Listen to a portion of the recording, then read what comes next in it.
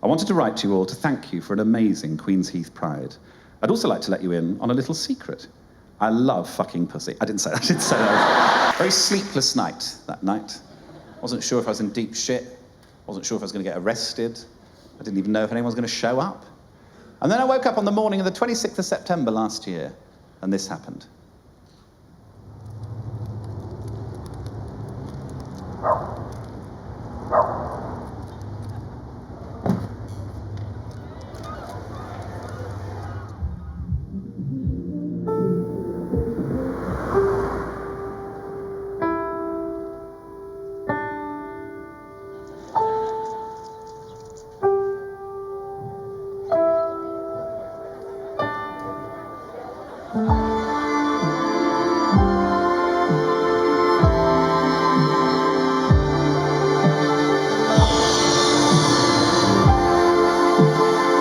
This is the Queens Heath Pride.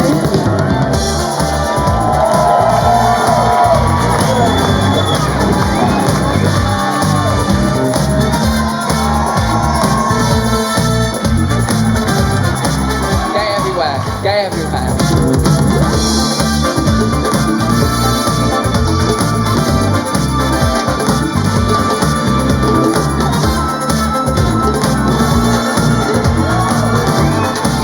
Absolutely buzzing.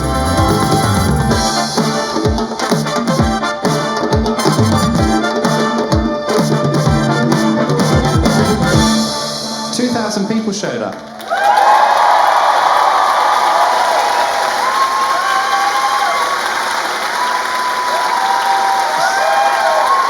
The most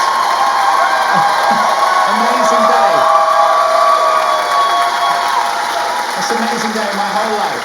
There were roller skating performers, there were costumes. Someone made this ridiculous costume. I'm hoping Alan Sugar's in there. The unicorn went up and didn't suffocate a child. They all loved it. Local businesses did big displays. This is Enki, it's a toy shop and bookshop, and they did this big pride display in their window. If you look at the book at the end there, it's Daddy, Popper and me from the No Outside. Isn't that lovely? They also did A is for Anal in there. They went, it's so nice. Isn't that lovely of them to do that?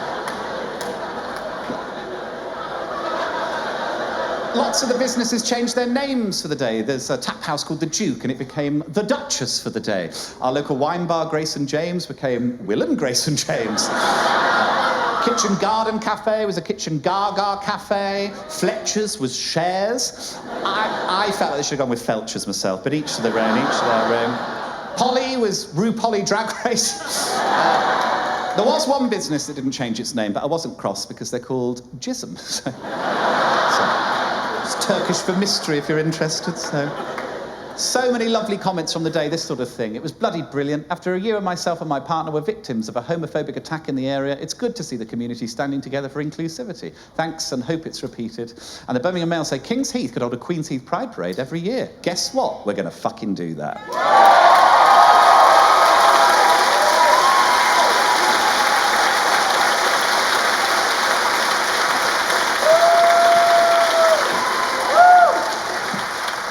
Adam Regan, who runs the Hare and Hounds, was quoted in this article as saying, "Nobody's expecting that amount of people on the day, so the police have asked for a meeting next time." Dodge that bullet! Thank you so much for coming to this very special show. I'm thrilled to have you all here in this beautiful venue, which I used to sell ice creams in, and I'm really, it's a very special place to me, so I love being here. I'm going to tell you one final thing before I fuck off. But what I will say is, by all means, tell people about the show and say, oh, gosh, James Acaster was very funny, or something, whatever you want to do. But just don't tell them what was in it, if you don't mind, because we're sort of in this little club now of people that know what happened in Kings Heath, because lots of people in Kings Heath don't know what happened in Kings Heath. Lots of them do now, because I knew I was going to film this show, and I knew I was going to do it on tour, and I didn't want the people that had helped to find out secondhand and feel like I'd cheated them or lied to them in some way, because I'd absolutely lied to them. So just before the tour started, on Valentine's Day, I booked out the top room in the Hare and Hounds, about a 100-seater, and I got as many of the people in as I could that had helped without even realising. People who'd done displays in their windows and tweeted about it and performed, all these different people. people, and we did I did a version of this show to them. I told them everything that I'd done, and we did a photo afterwards. Here we all are. There's Adam Regan there who runs the pub, and the people from Polly and Grace and James, and there's lots of them in the room tonight as well. I've seen people that Richard who posted, and lots of people, and Fat Butcher and Alana, and lots of people in this room that had helped out. My mum and dad also came, and in the one photo we took after 4 years' work, my mum completely obscures my face, which is nice.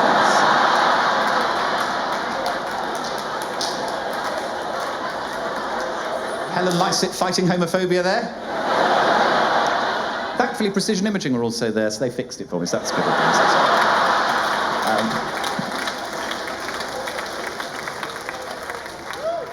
But truthfully, I was very moved by the whole thing. I thought it was beautiful how my community had come out in that way. And as it was on Valentine's Day, and this show is a love letter to those people, I felt like it was appropriate to write them a love letter. And so at the end of that show, I read them this. To the residents of Queens Heath, my name is Joe Lycett, and I'm a comedian and your neighbour. I wanted to write to you all to thank you for an amazing Queens Heath Pride. I'd also like to let you in on a little secret. I love fucking pussy. I didn't say that. I didn't say that. I love it. I know that by and large, the people of this neighbourhood are immensely inclusive of LGBTQ+ people, and importantly, up for a laugh. A few years ago, against the backdrop of our local MP coming out in support of anti-queer protests outside schools, I hatched a little plan. My goal was to bring this inclusivity and tolerance to the fore, to turn us into a gayborhood. I decided it would be called Queens Heath. I also wanted to get my house price up, because I wanted to fuck off an estate agent called Greg. Many of you have been liaising with a man called Ken Roberts at the Gayborhood Foundation. You were so kind and helpful to Ken, but it's time for you to know the truth, which is that he was me all along. If I'm entirely honest, I'm amazed none of you clocked it was me. I didn't hide my tracks brilliantly. Full disclosure, I've been shouting about Queens Heath for years. How did you not spot this? It was me who came up with the name. How did you not spot that the man on the Facebook group is clearly the work of Lisa Scott Lee?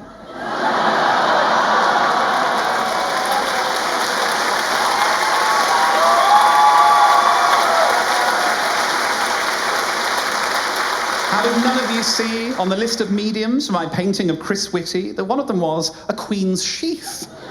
Why did no one ask me what my weird T-shirt was when I handed over the cheque to the Lord Mayor? It's a picture of a boy. That boy is an American footballer called Heath Queen. He looks like he has a gentle soul. Did you not spot the necklace I've been wearing on national television for the last 3 years with the letters Q and H? Did you not see the map I planted in an episode of my Channel 4 show, Joe Lycett's Got Your Back, for a place called Queens Heath? How did none of you spot when last year I literally said Queens Heath on the One show? But you spoke, Joe, about, how humour has really got you through some, well, all of the tricky things that have cropped up in your life, really. Oh, Queens Heath, tell me about it. 3 years ago, I did it on Strictly Come Dancing. Shout out to my mum and her friends. Those Queens Heath, the fact that I'm doing this as the coolest thing I've ever done. Those Queens Heath, Queens Heath.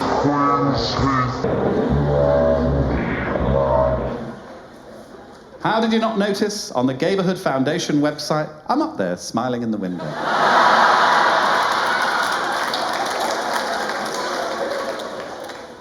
You didn't spot any of this, because ultimately you didn't need to. You didn't need me to make this march a success, because you already believed that this place can and should be a safe haven for LGBTQ+ people. I gave you the smallest of pushes, and you turned it into something marvellous. To paraphrase my friend, the great Josie Long, you wanted something to exist, so you made it yourself. With pride, Joe Lycett.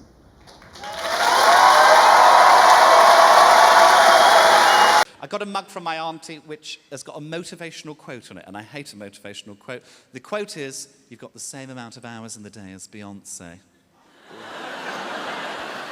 But not the resources, Janet. I do love that painting. There's a few things I love about the house. I love a gadget. So I've got an Alexa. Have people got Alexas? If you don't know what it is, it's like a little disc, and you call it Alexa, and she does things for you. I literally got it because I wanted to teach her sinister things. That's literally the only reason. I just wanted, when friends had come round for dinner and they were leaving, they were saying, oh, lovely to see you, Joe. Thank you so much for having us. I just wanted to go, Alexa, lock the doors. I've got these plugs as well that connect to the lights, and it means I can turn the lights on using Alexa. And I've given all the lights in my house middle-aged receptionist names. So when I go up to the bedroom, I go, Alexa, turn Susan on. It feels nice. A lot of comics, a lot of writers will have next to their bed a pad and pen where they'll jot down ideas, things that come to them at 4 a.m. in the morning that they think are genius. I used to have the pad and pen, but I never used it because I couldn't be bothered, really, when I woke up. Now I've got Alexa, I do it all the time. I ask her to remind me of stuff all the time. Here are my 4 favourite things that I've asked Alexa to remind me. 1, glory hole in a glass door. Not sure if I was going to pitch that to Dragon's Den. Oh, a solution to the drugs problem, which actually I think is quite good. In my utopia, all drugs are legal, but they're all £1, and you have to really want them because the only way to access them is in those grabber machines that they have at fairs. Waking someone to tell them something unimportant, I just love the idea of running into Mum and going, Mum, Mum, Mum, Mum, Mum, Mum! I'm really enjoying the latest series of Game of Thrones. And finally, who called them turtlenecks and not ugly shit clothes? Who did that? Who did that? Showed Alexa to Peter when he came round when I first got her. I said, that's good, isn't it? She answers questions, plays music. He's like, it's a piece of shit. Disappeared into the house. Next morning, I was talking to my father at 11 a.m. on the dot, because I remember it very vividly, because Alexa pops up and goes, this is your daily reminder to suck a dog's cock.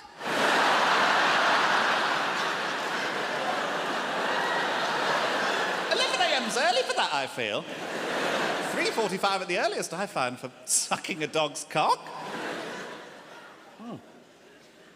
I've also, another thing I love about the house, I've got an off-licence. I love the off-licence. It's an off-licence sort of grocery. Baz, who runs it, my new best friend, he came round to the house when we were doing the works, and I was outside, and he said, oh, can I have a look? And I said, oh, yeah. And I showed him the attic. I said, this will be my bedroom. And he said, what do you do? And I said, oh, I'm a comedian. And he went, oh. And that was the extent of the conversation. Next day, I went into the shop. It was really busy. He ran up to me and went, you didn't say you're a TV comedian. I said, oh, yeah, I've been on telly a bit. It's not that big a deal. Let's not make a fuss. And he went, gonna have fun up in that attic?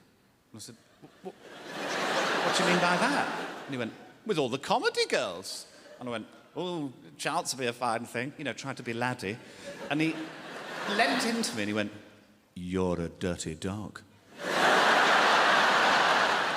Anyway, Baz and I have been fucking in the attic for a while now. It's been marvellous.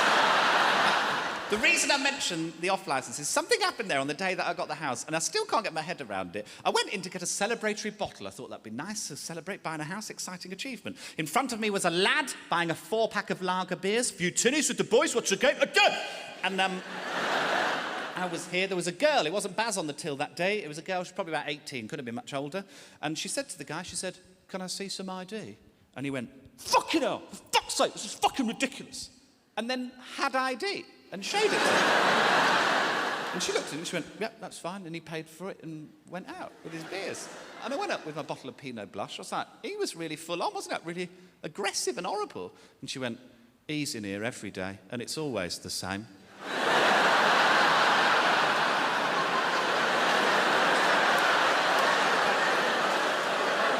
Time moves in one direction.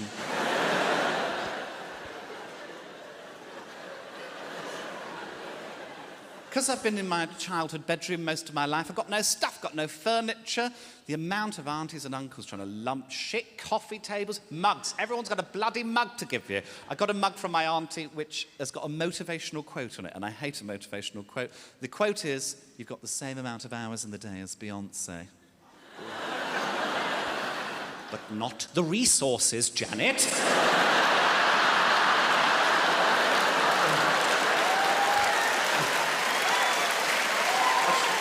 I showed it to Peter, I said, that's bollocks, isn't it? And he went, yeah, so did Rose West, see how that turned out. I was like, it wasn't my issue with the mug, but you go for it, darling. I've become a bit obsessed with tap because I'm on my local Sell and Swap Facebook group. If you're not on yours, there will be one in your local area. Have a look at it after the show. What it is, if you're not familiar with the Sell and Swap concept, it's people with nothing to do with their lives trying to sell and swap utter shit that they found in their houses. There was a woman on there the other day. She wanted to swap these sausages. She bought some cauldron vegetarian sausages. She realised they weren't vegan. She wanted to swap them for a bag of fruit, e.g. plums. I know what fruit is. I don't need an example. What is this fruit? Some of the shit you get on here. Wooden snail. Right. 4 comments. Who's looking at that going, I need more information. What is that? I don't know what that is. Unusual unglazed vase. You say unusual. I think someone's wrapped some ham round itself. That's what it looks like to me. This one's... It's horrible, isn't it? Horrible. This one's particularly batshit. This is, I'll zoom in on this one. About 120 adult DVDs can easily sell for £1 each, so good profit. Open your boot at work and let the lads dive in. Look at them just on the side next to the kettle. Horrible. Of course I'm trolling this group. Of course I am, with my character Christopher Butterslip. There he is. That's a drawing I did of Mickey Flanagan that didn't go very well. Done a lot of good work with Christopher. I'm very proud of the work I've done with Christopher. First thing I did, there was a girl, she was selling a Jean-Paul Sartre book for £4. She'd used it in her dissertation. She needed it no longer. She put it on the sell and swap. I got in touch with Christopher. I said, just out of curiosity, could you take a picture of the first page? And because she had nothing to do with her day, within minutes a picture emerged on the group. So then I put, and now the second page. I got to 5 pages before she realised I was trying to read the book through the pictures.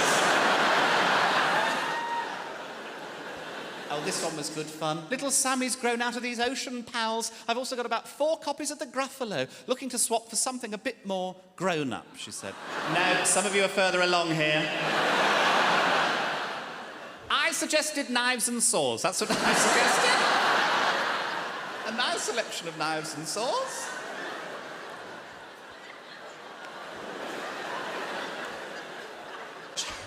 She put, not quite what I had in mind. So I thought about it for a little while. I was like, oh, I've got some adult DVDs. Let the lads dive in.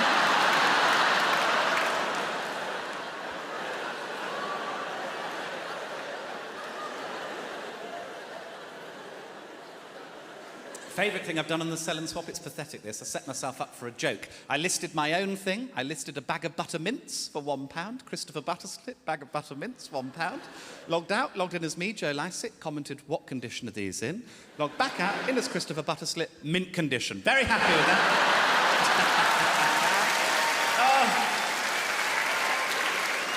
Oh. I'm a bellend, aren't I? Now, guys, I want to tell you about a little project I've been working on for the last year. And there's no nice way of saying this. There's no easy way of saying this. I'm just going to have to rip the plaster off. For the last year, just under a year, I have been trying to destroy the career of Tom Daley. There's no easy way of saying it. I've said it. It's gone. It's out there now. I've said it. I should caveat all of this by saying I think Tom Daley's amazing in lots of ways. He's an Olympic diver. I'm sure you're aware of Tom Daley. He's gay. I think he was pushed into coming out as gay before he was necessarily ready. There was a lot of fuss about it from the gay press, and he's been a brilliant gay rights advocate in lots of ways. You might have seen that him and his husband Lance Black announced a few months ago that they're having a baby together. Shouldn't be a brave thing to do in this day and age, but it was. He got a lot of nastiness, and he's been serene throughout the whole thing, so I do think he's brilliant. However, I now want to slag him off. So... Tom Daley irked me last summer for 2 reasons, 2 Instagram posts, and I'll show them to you now. This is the first one. This is him at Gay Pride. Love the way that he's extending his arm out there to show the parade march there. Love the look of a smile on his face. Beautiful framing there. Before I go into too much detail about this, what's going on with the hand? Where is the other finger? I've looked at it loads. I don't know if it's a lighting thing, whether it was edited out. I don't know how that happens. I opened the door for her. She tripped and just pissed the chips into the cat. All over the window, into the chair. And because she was so drunk, she just went, shh. It was like pushing them into the road. She's not right. She's not right. We've got now, as well, we've got a 24-hour Starbucks in Birmingham. Nobody asked for one. We've got one. The staff at 4 a.m, genetically closer to a moth. I went in at 4 a.m. It's only the once. I came back late from a show. I thought, I'll treat myself. I'll have a hot chocolate. Guy behind the counter obviously couldn't cope with daylight or anything. He was like, can I take a name? And I said, yeah, it's Joe. Can I ask why? He went, just in case the order gets confused. Looked around an empty Starbucks. I shuffled along to the service counter. Took him ages to make it. And then he went, hot chocolate for John.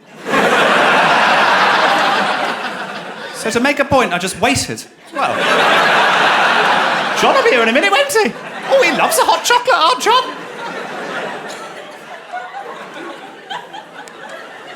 I suppose what it's gentrification, isn't it? It's happening everywhere.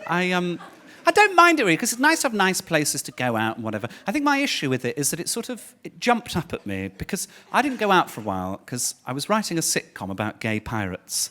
But I only got 2 lines of dialogue, which is one of the characters goes, "Where's the treasure?" And then somebody else goes, "You're a treasure." That's what I got. Something in it. Then I started going out, and there's all these jazzy bars now, all these sort of quirky places. There's a gin parlour in Birmingham now. I went into the gin parlour, I ordered a gin and tonic. I thought that was appropriate. Very quirky guy behind the bar, tattoos, piercings, beard. He was like, "We have 200 different types of gin. Is there a type of gin that you've had before?" It's like, yeah, I think it was Asda Price. I think it was.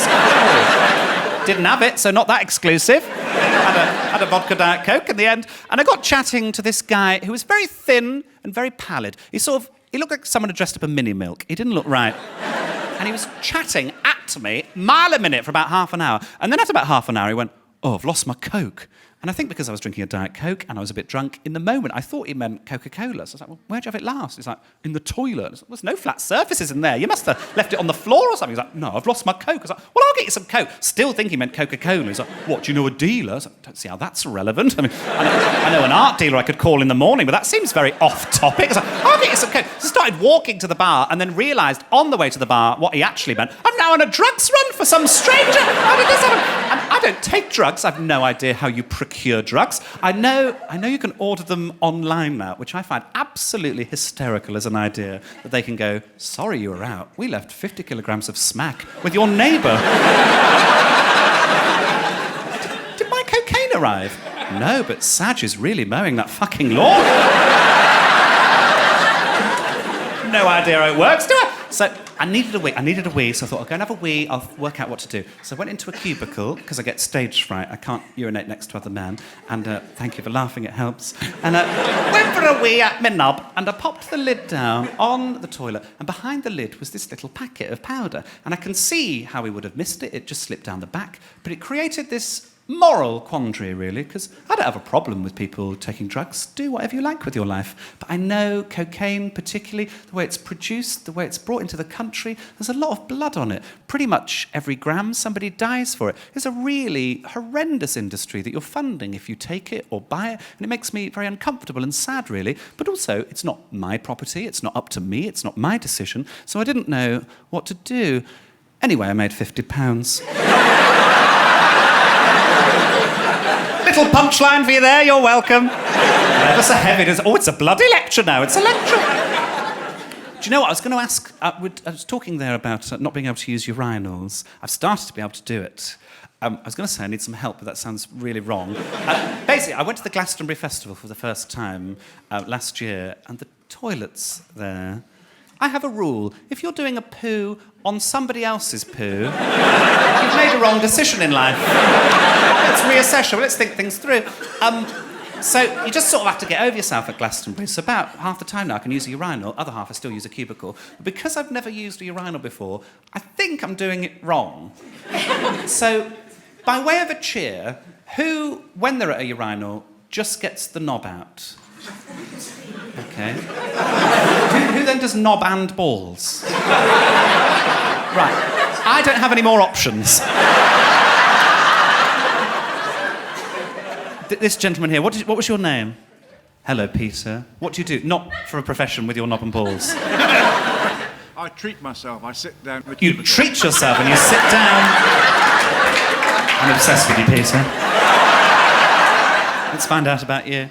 So you've never used your... Surely you must have used a urinal at some point. Yes. Where are you from, Peter? I feel like you remind me of Mr. Tumnus.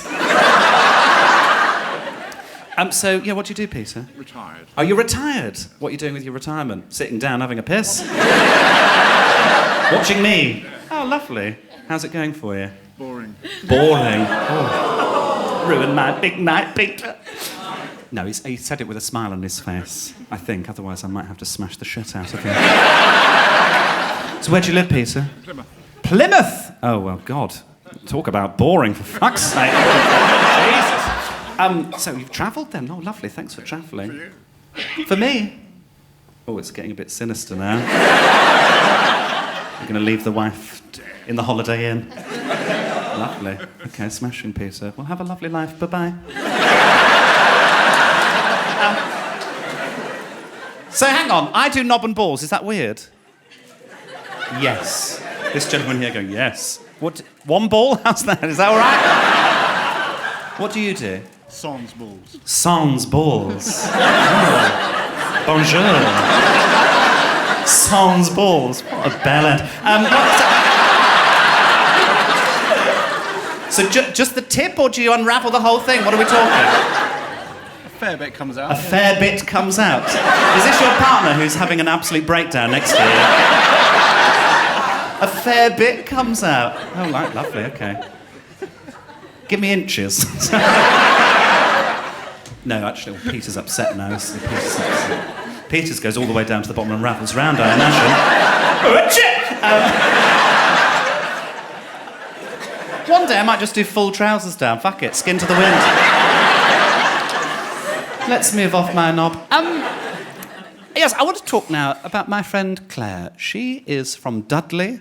They have very thick accents in Dudley, you'll be familiar. She talks like that, like she's waiting to die.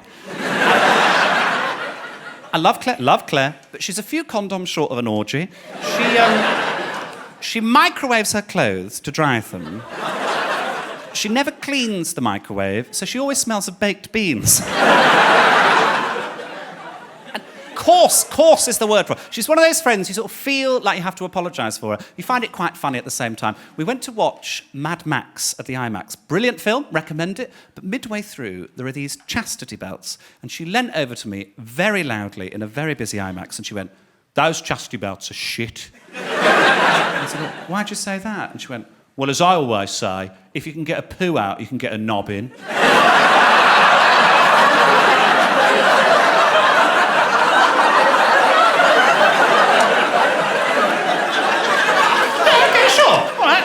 Something to live your life by, sure. As you always say, never stop saying that, do you, Claire? Little catchphrase. Oh, and she's so bad with men, dreadful with men. She'll go through a different boyfriend every sort of 2 or 3 months, and you know they're a bad egg, just based on their name. She'll introduce me, she'll be like, "This is Zane," or Adolf, or something. You just know. And last one, so awful. She came round, she said, "He's got this new sex thing where he likes to ejaculate on my face and take a photo of it." I said, "That's dreadful." And she went, "And I don't know what face to pull." It's a valid question, isn't it? Do you go like, "Thank you," or do you go like, "Sasa"? No Snapchat filter in the world for that, is there? Yes, and she gets so drunk as well, because we go out gay clubbing. We'll club a gay to death maybe once a month. So pleased with that joke when I wrote it. It's like, take the month off, Joe, fuck it. Because it's just a play on words as well. And I don't really engage with the gay community that often. There's one gay club which I love. It's called Hard Cock Life. And it's a gay hip-hop night. And it's because it's very camp gay men paired off with very aggressive, often misogynist rap lyrics. So it'll be like, "Smash her in the pussy." Yeah, smash her in the pussy! That's really good. I don't know if it's an avocado and feta smash in the pussy, I'm not sure. It's a very good night out. But she gets so drunk, Claire. I had to put her in a cab before midnight the other week. She got this bag of chips covered in curry sauce. She's not very graceful in heels at the best of times. She looks like when I put toilet rolls on my cat's legs. She just sort of like... just not with it. The taxi driver spotted her a mile off. He's like, "You're not coming in this cab with those chips." And she went, "All I want in my life is these chips. That's all I've ever wanted." He's like, "If you soil the cab in any way, you'll have to pay a big fine." She's like, "I won't, I promise, I just want these chips." He was like, "All right." I opened the door for her. She tripped and just pissed the chips into the cab. All over the window, into the chair. And because she was so drunk, she just went, "Shh." It was like pushing them into the road. She's not right. She's not right. Amanda Holden, fundamental knobhead. I just don't like it. Don't encourage me, because I'm sure she's lovely. I think she's despicable. I've done that at different tour shows, and I do different things.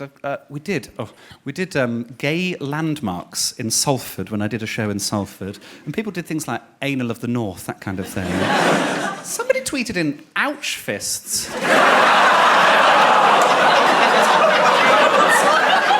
So wrong it goes out the other side, that, doesn't it? completely unacceptable. Let's move on. I want to talk to you today about Birmingham. So yes, I'm from... Are you from Birmingham? Oh, which part of Birmingham are you from? Tamworth. Not Birmingham at all. Tamworth. Okay, lovely. Are you from Birmingham as well? Where are you from? Great Bar. Great Bar. Oh, lovely, smashing. I'm from Hall Green. Do you know it? Very well. Very well. Not that well. You're not outside my house. Because there's a Waitrose in Hall Green. That's the thing. We get the idea of the sort of quality of. I was outside the Waitrose. You don't have a Waitrose in Great Bar, do you? Not that I'm aware. No, you don't have roads in Great Bar. You just sort of wander around vomiting on one another, don't you? Yes, I was outside the Waitrose in Hall Green the other day. I saw a squirrel eating a croissant. That was too much for me. Oh, and there was a woman on her telephone the one day. She was speaking so loudly, and she went, "No, it's Colin '(S) because it's the racist opinion belonging to Colin." Colin sounds like a hoot, doesn't he? We've got an Aldi now. That's what we've got as well. That's caused upset with the locals. I like it because it's the only place you can buy a pint of milk and a wheelbarrow wheel in the same shop. It's a great thrill. But yes, I live in Hall Green with my mother and father, Dave and Helen, great couple of lads. All right. And this is my lad knee, by the way. Watchie! I don't know if there are any mothers in or if anyone's had a mother, but my mother, a great worrier, my mother. She's got worse as she's got older as well. She bought me a first aid kit for the car. I do mainly motorway driving. Not sure how useful a first aid kit's going to come in a smash on the M6. I'm going to ring 999 and go, well, my condition is my legs are crushed to bits and I've got a bit of metal sticking out of my abdomen and according to this thermometer, a slightly higher than normal temperature. No, don't send the fire brigade to cut me out. I've got these tiny little scissors. She's also on social media as well. She searches my name to see what I'm up to when I'm away from home. She's not going to be pleased with Tracy's beaver, I can tell you that for a fact. She started replying to my tweets, and I try like jokes and one-liners on Twitter. I did one as an example. It was, did you know it takes 36 muscles to smile, but only one muscular guy in the gym to give me a boner? It's a silly throwaway joke, nothing to worry about. She replied, no, I didn't know that. Thanks, son. Got her back, though, because Wimbledon was on, so I did a Wimbledon joke. It was, why, when women play tennis, do they sound like they're having an orgasm? And why does my mother play tennis in the bathroom? She was livid! 120 retweets. Spin on that, Helen. It's a good day. So yes, live in Birmingham. Birmingham was described recently on Fox News, the reputable news source that is Fox News, as 100% Muslim. Salam alaikum. Alaikum salam is what you say back. Don't worry, we'll work it out. It's interesting that, because I was in the Middle East when that news came out. I was doing shows. I was in Abu Dhabi, Doha, and Dubai. Friends of mine told me not to go to the Middle East because they said that they don't like, and I quote, my lot, is what they said. Not sure what they mean by my lot, presumably fly fishers. They jail homosexuals in those countries. Not sure of the logic of that one, really. Oh, you like men? We'll put you in a box with some. Not a punishment. Come on, try harder, lads. I thought that they stoned gays to death out there, but it's just that gays can't catch. Structurally, a very good joke, that, but it's on the edge. I agree. Now, 100% Muslim. They said 100% Muslim. There's a sort of truth in it. There's a lot of Muslims in Birmingham, a lot of all cultures there. We're known for being multicultural, quite good at it, really. Our next-door neighbour's a Muslim. Saj, he's a lovely guy. Loves a fucking power tool on a Sunday, but he's a lovely guy. Shut up, Saj!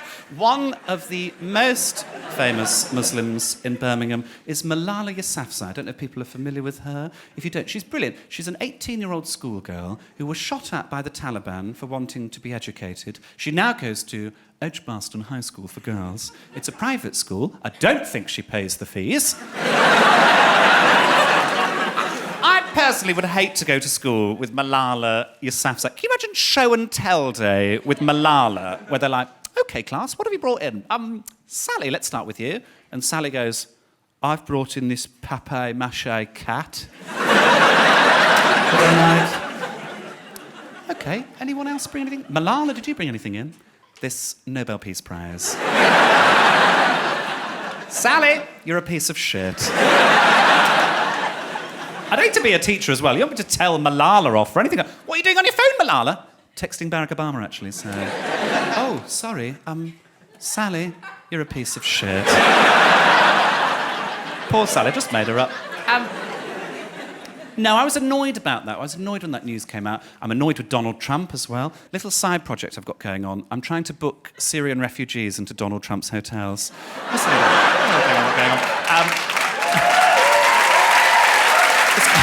It's going okay. It's going okay. I was annoyed when Fox News said that we're 100% Muslim, because there's a subtext to that. When they say we're 100% Muslim, what they're saying there is that we should be worried about that. There's something terrifying, frightening about Muslims. I think we've got a problem. I think we're using the word Muslim far too quickly to describe people doing atrocities when they don't represent Muslims any more than I do. And I think we should be using a more accurate word for those people, which I'm going to argue is knobhead. There'd be levels of knobhead. You'd have a moderate knobhead, all the way up to fundamental knobhead. And if we all did it, the news would have to catch up. They'd have to go, today, 2 knobheads bombed a car. They'd have to do it if we all did it. And it wouldn't necessarily be to do with just terrorist activity. Any knobheady activity would get the knobhead word. I've thought of some. People that wear a festival wristband after a festival.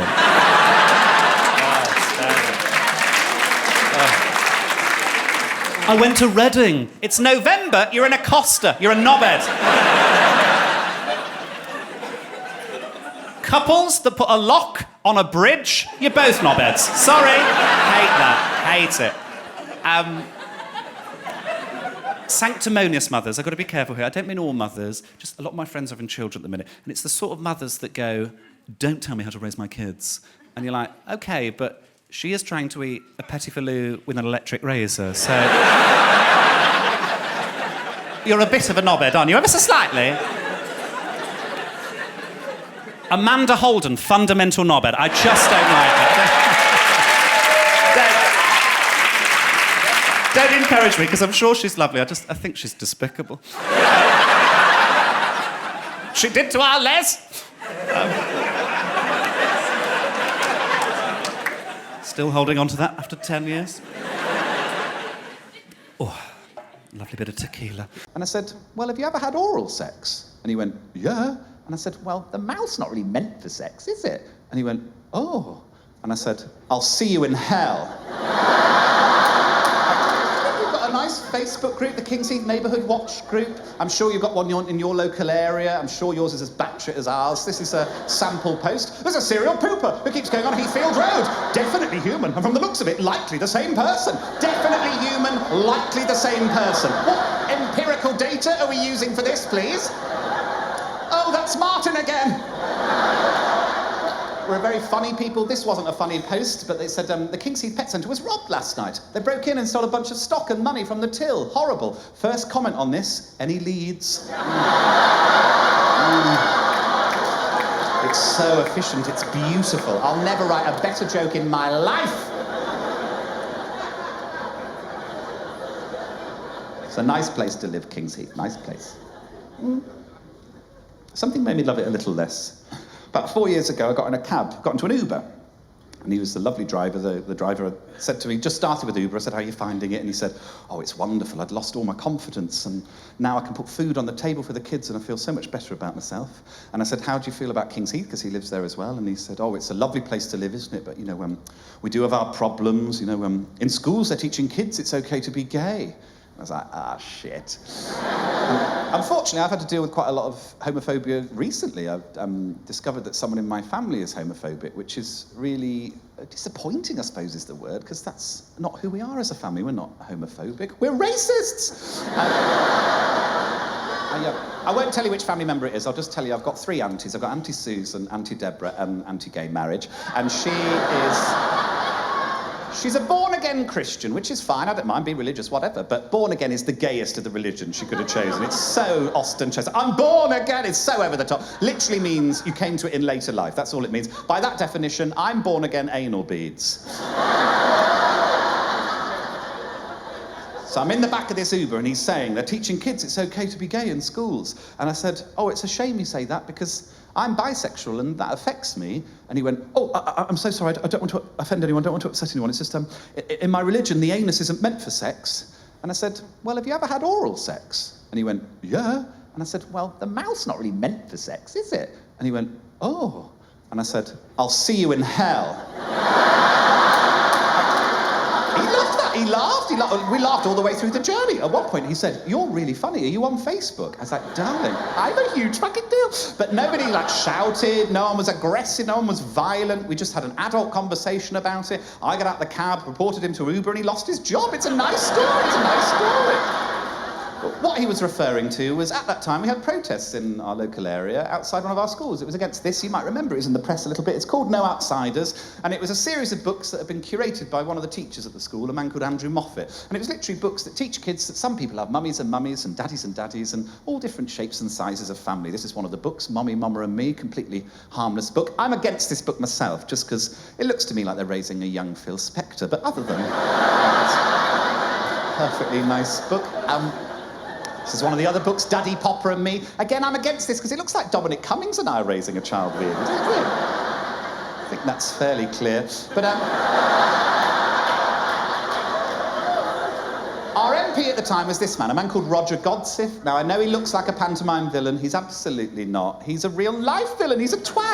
And he's a Labour MP, voted against gay marriage, and while these anti-LGBT protests going on in his constituency, he was nowhere to be seen. I'd emailed him, no response, and in the end, I was like, I'm just going to have to smoke this prick out. So I just did a bit of light trolling of Roger Godsiff, that's all I did. I just tweeted, I just said, has anyone seen Roger Godsiff? I think I saw him riding his bike. Where might you have seen him? People went mad for this. Oh, I saw him in the gym getting serious gains.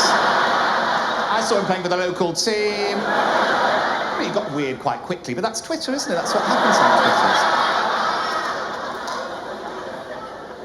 But while Roger Godsiff was nowhere to be seen, these protests kept going on. They went on for weeks. And in the end, the protesters started speaking to the press, and they're saying mad shit like this. This is to the BBC. When it comes to sex and things, why are they teaching them that? Why can't they just teach them what they need to be taught? No one was teaching kids how to have gay sex. That's not what these books are about. They're literally teaching kids that some people have mummies, daddies, and all different shapes and sizes of family. No one would write a book teaching kids how to have gay sex. And then I thought, I would like to see that book. And, sometimes if you want something to exist, you have to make it yourself, don't you? So this is A is for anal. I've been working on it for a while. It's a very simple concept in many ways. Very simple concept. Teach your child the alphabet and gay sex is a very simple concept. David Walliams gave me a quote which is so nice, and you didn't have to do that. So lovely of David Walliams. And we could play this together, boys and girls. Shout out, what do we think B is for, boys and girls? Balls. Well done, it is balls. It gets trickier. What do we think C's for? CBT, lovely thought. No, it's not, but there's no wrong answers here. Anyone else? Cock cage. Cock cage? It's not cock cage, but it could be a cock cage. Yeah, no, I'll give it to you. It's cupping another bloke's balls. That's what it is. What do we think D's for, boys and girls? Dark room, there's some queers in, there we go. Some of you might need to Google that is later, some confused straight people looking at me there. What's a dark room? Just go to it. There's a place called Bolts that I'd recommend. Anyway, E's quite tricky. What do you think E's for, boys and girls? No, that's a nice thought there, Ellen, a nice thought, lovely. Emo? Easy access. It is easy access, well done! Well done! Very good! Said so confidently. Dad, is that you? In Newcastle, somebody said, is it E? That hurts. It should be. I got it wrong.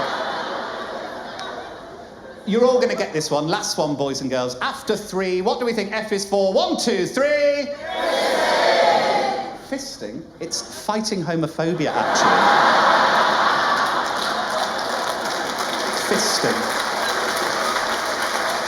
That is disgusting. Fisting. This is for children. And you're shouting fisting. G is for gay. I put Alan Sugar.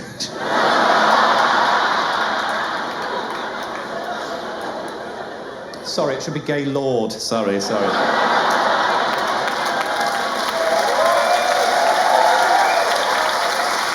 I'll rectify it when it gets to the publishers.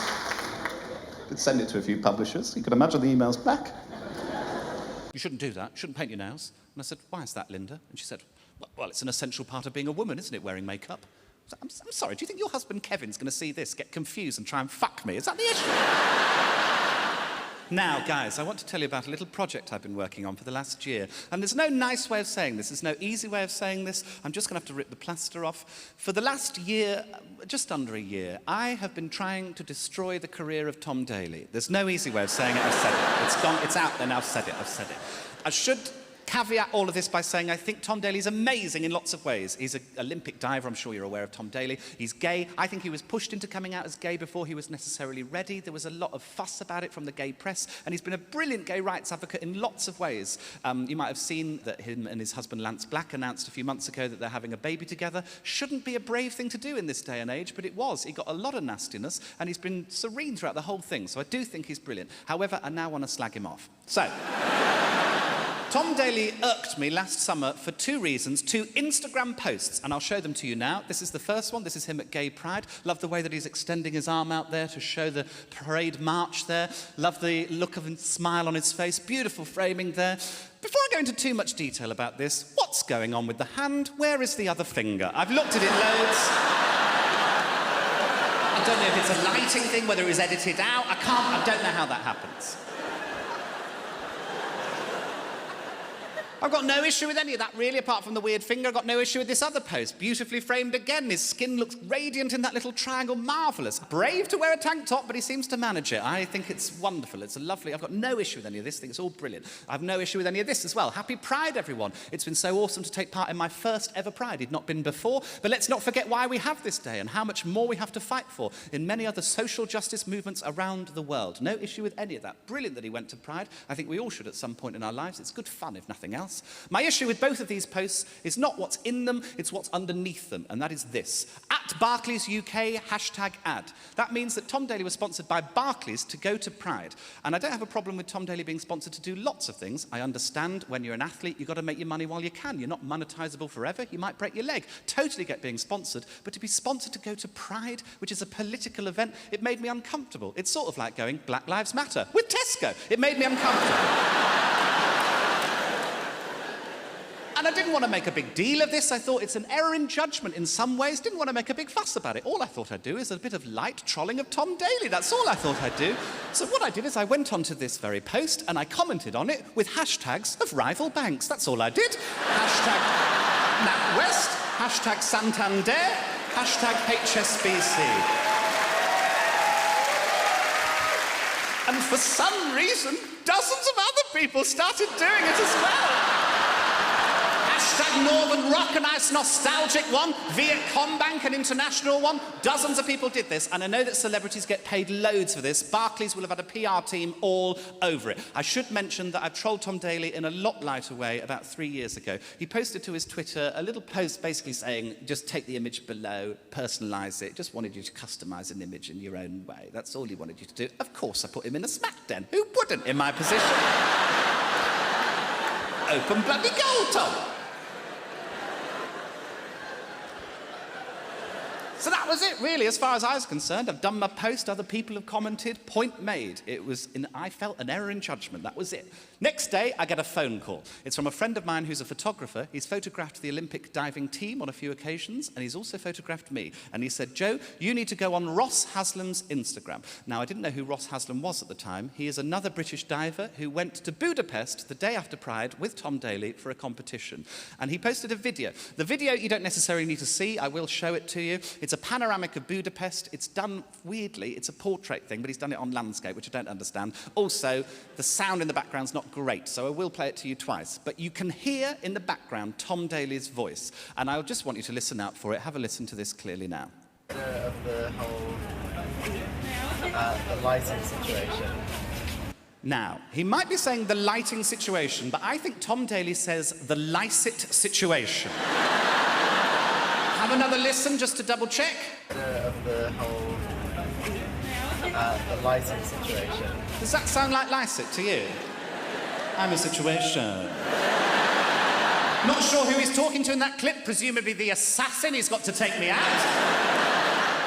I Lycett situation. I'm going to write a book, The Lycett Situation. There's the cover.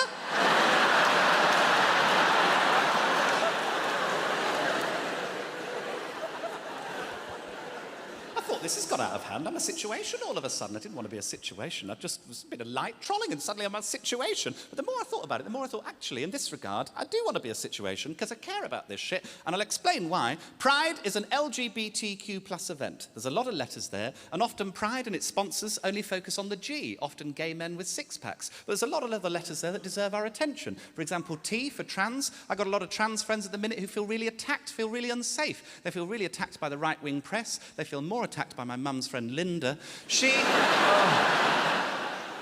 the sort of person who says, a woman's place is in the home, and then spends 90% of her time in all bar one. She's a basic bitch. And she said to me once, she said, trans people are unnatural, whilst eating a punnet of seedless grapes, the irony of which did not pass me by. She had a go at me for painting my nails. I paint my nails now. I do it for two reasons. One, I like the colour. Also, I bite my fingernails because they're delicious. And when I paint them, it stops you from biting them. It's the only thing that seems to have worked. And she said, you shouldn't do that. You shouldn't paint your nails. And I said, why is that, Linda? And she said, well, it's an essential part of being a woman, isn't it, wearing makeup? I said, I'm sorry, do you think your husband Kevin's going to see this, get confused and try and fuck me? Is that the issue? Extraordinary, a little change like that, the amount of comments you got. Of course, I expected some, but not as many as I got. I also wear this coat in the winter months. Oh, I mean, I want to fuck myself right now. That is, thank you. Yes,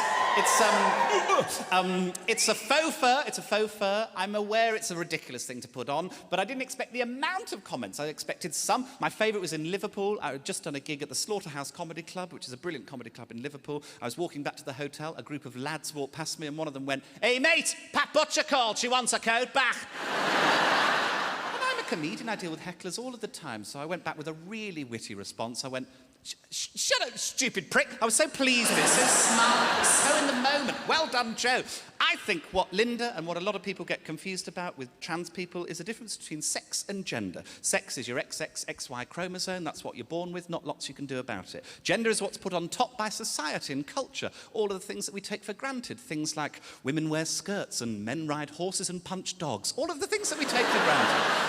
And I understand that women get the thick end of this wedge. The narrow criteria in which women are expected to dress and behave is very restrictive. This was made clear to me in a WhatsApp group of lads that I'm in which this was posted recently. This is Build a Babe. You have to construct a woman out of these 4 categories. The face, the boobs, the butt, the legs. No, the personality, or how much she reminds you of mother. None of that. This was debated more than most wars. They went with the girl second in, I think, the 2 girls on the far right for the boobs and bum, and then the girl second in on the legs. I did a bit of photoshopping. Yeah, she's pretty fit. I mean, not my type. I'd change one thing and I'd be happy, but each to their own. Each to their own. It's quite daunting, that size. So, it's LGBTQ+, if you're interested. That's lesbian, gay, bi, trans, queer, and then the plus is for all of the other letters, and there can be as many letters as there are people in the world. Some of the more popular ones are asexual, gender fluid. That's where you don't see your gender as a fixed thing. It can be different things at different times. I was explaining that to Peter on one occasion. He was like, yeah, I know what gender fluid is, but the name gender fluid, you can imagine what it smells like. Fair enough. Gosh, I had a heavy night. Covered in gender fluid in the morning, I was.